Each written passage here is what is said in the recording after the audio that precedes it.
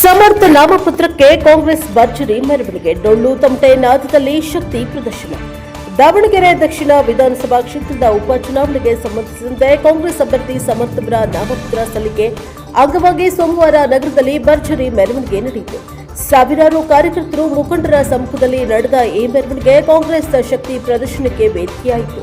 ನಾಮಪತ್ರ ಸಲ್ಲಿಕೆಗೂ ಮುನ್ನ ನಗರದ ಆದಿಶ್ರಾತು ದೇವತೆ ದುರ್ಗಾಂಬಿಕಾ ದೇವಸ್ಥಾನದಲ್ಲಿ ವಿಶೇಷ ಪೂಜೆ ಸಲ್ಲಿಸಿದ ಸಮರ್ಥವರು ಹಿರಿಯ ನಾಯಕರ ಆಶೀರ್ವಾದ ಪಡೆದುಕೊಂಡರು. ಬಳಿಕ ಹಳ್ಳಿಪೇಟೆಯ ದುರ್ಗಮ್ಮ ದೇವಸ್ಥಾನದಿಂದ ತೆರಳಿ ವಾಹನದಲ್ಲಿ ಮೆರವಣಿಗೆ ಆರಂಭವಾಯಿತು. ಮೆರವಣಿಗೆ ಎಸ್ಕೆಪಿ ರಸ್ತೆ, ಗಣಪತಿ ದೇವಸ್ಥಾನ, ಚೌಕಿಪೇಟೆ, ಬಕ್ಕೇಶ್ವರ ದೇವಸ್ಥಾನ, ಎಂಜಿ ರಸ್ತೆ, ಬೆಳ್ಳೂಡಿ ಗಲ್ಲಿ, ಕಾಯಿಪೇಟೆ, ಬಸವೇಶ್ವರ ದೇವಸ್ಥಾನ, ವಸಂತ ರಸ್ತೆ, ಬಸವನಗರ ಪೊಲೀಸ್ ಠಾಣೆ ಹಾಗೂ ರೈಲ್ವೆ ಅಂಡರ್ಪಾಸ್ ಮೂಲಕ ಬಿಪಿ ರಸ್ತೆಯನ್ನು ಪ್ರವೇಶಿಸಿ ಮಹಾನಗರ ಪಾಲಿಕೆ ಕಚೇರಿಗೆ ತಲುಪಿತು. ಮಾರ್ಗ ಮಧ್ಯೆ ಕಾರ್ಯಕರ್ತರು ಘೋಷಣೆಗಳನ್ನು ಕೂಗಿ ಪಕ್ಷದ ಧ್ವಜಗಳನ್ನು ಹಾರಿಸಿ ಉತ್ಸಾಹ ವ್ಯಕ್ತಪಡಿಸಿದರು. ಮೆರವಣಿಗೆಯಲ್ಲಿ ಅಭ್ಯರ್ಥಿ ಸಮರ್ಥವರನ್ನ ಕಾರ್ಯಕರ್ತರು ಹೆಗಲ ಮೇಲೆ ಹೊತ್ತು ಸಂಭ್ರಮಿಸಿದ್ದು ವಿಶೇಷವಾಗಿತ್ತು. ಡೊಳ್ಳು ತಮಟೆ ನಾದ ವೃತ್ತಿಗಳ ನಡುವೆ ಸಾಗಿದ ಮೆರವಣಿಗೆಗೆ ಜನರಿಂದ ಭರ್ಜರಿ ಪ್ರತಿಕ್ರಿಯೆ ವ್ಯಕ್ತವಾಯಿತು.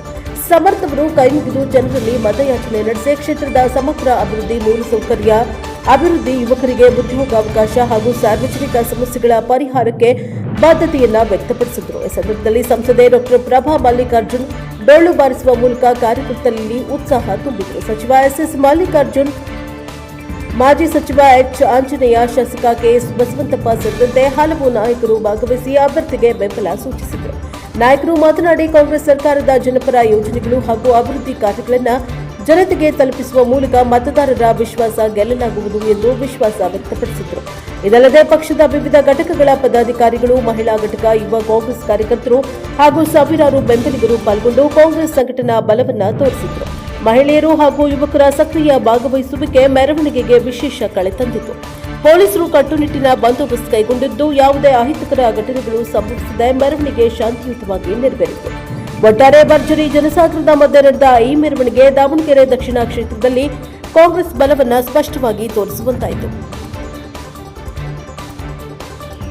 Bureau report Devaraj K. Nelli Hankalu, ಎಂಟಿ ಟಿವಿ4 ದಾವಣಗೆರೆ.